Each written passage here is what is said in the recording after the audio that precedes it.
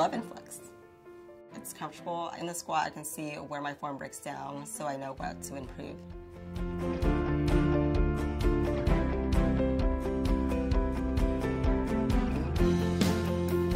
My name is Bart Goodell. I've been a personal trainer for 24 years.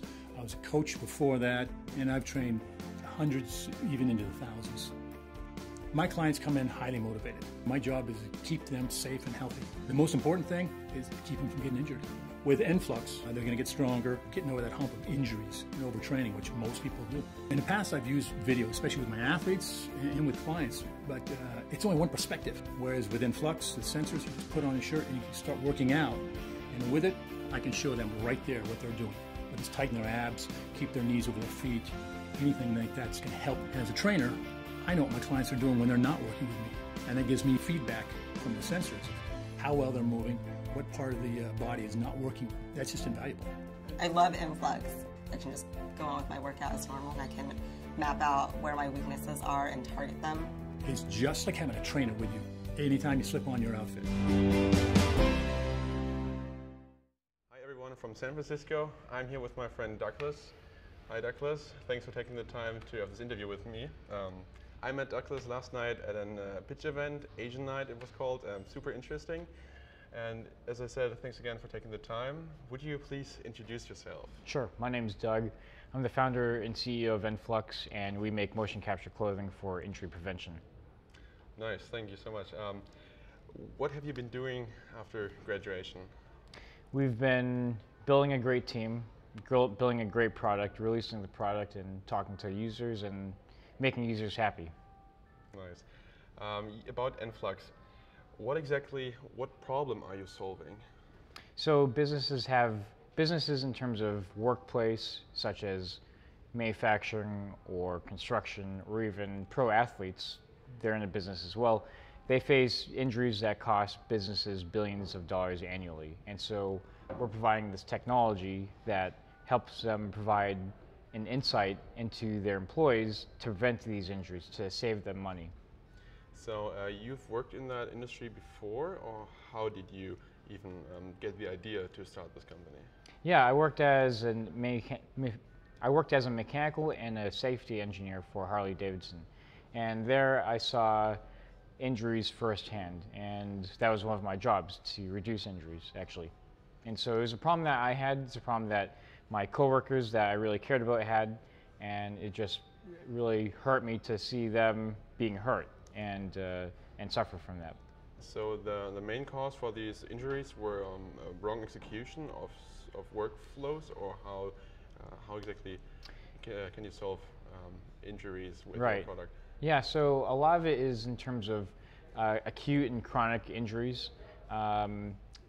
Think of repetitive movements or even improper form while lifting an object, that kind of thing. And so when you're in a job and it's a fast-paced environment, and a lot of times they'll have quotas for you to meet in order for throughput. People will do the job as fast as they can, and they'll actually put their body at risk. But that's not necessarily what the business wants, because it actually, while they can get better throughput, it actually costs the business a lot of money. So there needs to be a better compromise there, and that's where ENFLUX comes in, by means of evaluating a person's behavior and kind of correcting that and providing as an instrument to assess compliance and assess behavior so as to fix that. So to sum this up, you are the founder and co-founder and CEO of ENFLUX. Yes. And ENFLUX has has sensors in clothing. Yes. And people can use this and wear this while they work. And so the safety instructor can monitor if they do everything correct. Mm-hmm. Yeah, that's essentially it's clothing with sensors embedded into it, and there's an app and a cloud infrastructure, and it basically just sends, this is what these employees are doing, how their behavior is, and what you should do to fix it. So it's just normal clothes that I can wear, and normal clothes, like comfortable and everything. And yep. Is it washable, or how does it work? Yeah, it's washable. The sensors are removable. There's actually special sleeves on the knee or the elbow, for instance, to focus in on certain injury areas, because in the workplace you usually have knee, back, and shoulder. Those are the most common injuries. Okay, so and does it have a battery, or how does they work? Yeah, it just has a battery, chargeable like a phone, that kind of thing. Really easy. So it's really the first convenient and really accurate motion capture system on the market, and that's what our intellectual properties cover. Okay, do the customers need you to set this up, or how does that work? No, it's all in the app, and we do training, of course, for the businesses to acclimate them to the new technology. But other than that, they just put it on. We don't want them to focus on the app or anything. We want them to focus on the job at hand. But they just do their job, and then the business collects a lot of insight and highlights any risky behavior or behavior that may lead into an injury. Okay, so it's easy to set up for the client, and you have an app for that, and then you can basically track exactly how people work and how they move. Exactly, yeah. And, okay, so the main benefit of this is that you can reduce injuries in the future. Is that your mission? That's the whole mission of preventing injuries before they happen. How would I, as a founder, and if I have a hardware product, how would I get the first prototype? Would I look overseas for a manufacturer there, or what are your opinions about where to get the first prototype from? Just build it yourself. Build it in your garage and get 3D printers, soldering irons, whatever it may be, Arduino, things like that. Just build something that demonstrates the concept. Did you found this company alone, or do you have a founder team? I have a founding team. And how many people are you, and what positions do they do? We have 5 people on the team, 2 co-founders. I'm a mechanical engineer, but I also do biz dev, talking to users and fundraising. Then my co-founder does a lot of strategy. He's an econ PhD and does a lot of strategy as well as sales and marketing. Then we have the rest of the team is all software, firmware, front-end development, back-end, that kind of thing. What is your opinion in general? Should people try to start off alone and then get a co-founder team, or would you always recommend to start as a team? Start as a team, always. Always. Awesome. So what is your 1-year plan? What's your 5-year plan for your company? So the 1-year plan is getting more contracts. We're working with pro teams right now to reduce knee injuries, and then we're also working on a lot of big business-to-business type of contracts with workplace injuries, like warehouses and manufacturing, that kind of thing, and just keep on growing from there. Nice. So you also went through Y-Combinator. Is that correct? So I would be curious about what do you think are the benefits of going through an accelerator program? So I think the benefits is going through the right accelerator program is being able to get the stamp of approval. For investors, that's the most important part. Think of when you're meeting someone new, you don't know them. It's really convenient to have a vetting process. In a sense, Y-Combinator is almost like a vetting process. Although that's not to say that if you get through Y-Combinator, you're going to be automatically successful. But it's really important for that front to go through that kind of validation. And also Y-Combinator does a great job of teaching you how to talk to users, ask the right questions, and continue to grow and focus on the fundamentals. Would you recommend to every young startup founder to look for accelerator programs and go through an accelerator program, or do you think that's not necessary?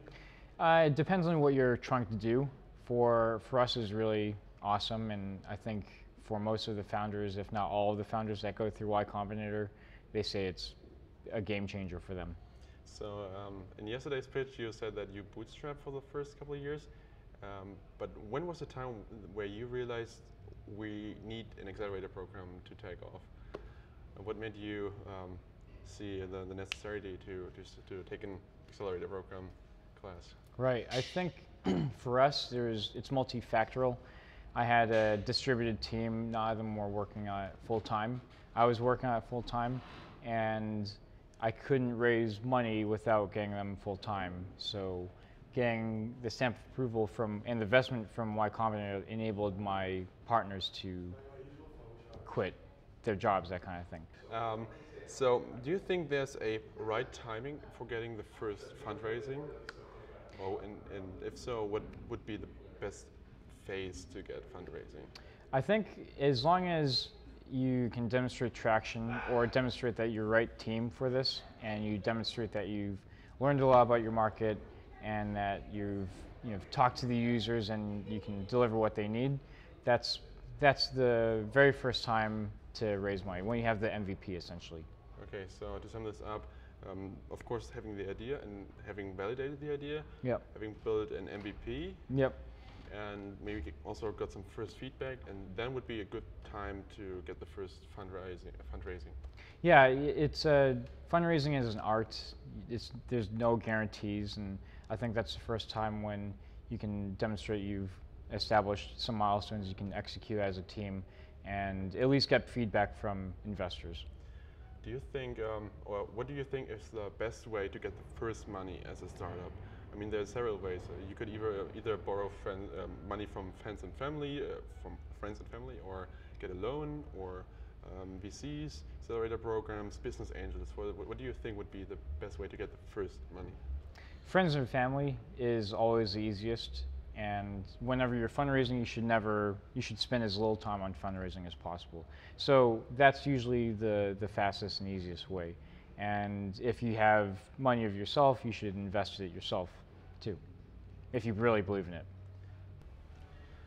Okay, did you have ever had any problem with courage before you started? Because like many founders are a little insecure about should they really take the big step and start off. What are your thoughts on courage in general? Yeah, of course. I'm a much different person than I was when I first started the company. I think it's just if you believe in a problem, believe in your solution, and you think that the problem really needs to be solved, then you should just do it, and you shouldn't let anything stop you from solving that problem. So, what is your favorite source to get knowledge from? Do you read books or podcasts or videos, or just learning by doing? What's your favorite source to get knowledge from? I think learning by doing, and also asking a lot of questions to really smart people. That's what I'm doing here. All right, thank you so much for this. Do you think there are any questions that we haven't talked about yet, but you think they are super important for young people? I think probably the biggest hurdle of all is actually getting the right team.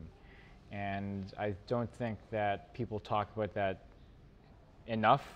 And I think communication and making sure that that relationship is very strong and that you do everything you can to cultivate that, to continue and establish a culture, because without the team, there is no company.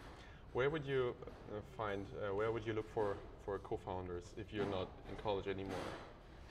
I've tried anything from just meeting people at meetups and that kind of thing. For me, it was actually my friends, and those are my co-founders, and that's where I found most success.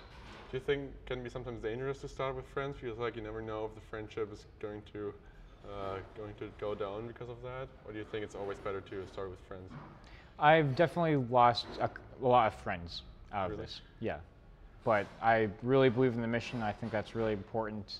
And, you know, you make sacrifices in a startup. That's just a fact. Nice. Thanks so much. I really appreciate that you took the time, and there are so many things that we can learn from you. And for the final words, do you have any words for young people that are still hesitating to start the business? Do you have any words for them to encourage them to take the first step and start their own business? Just do it.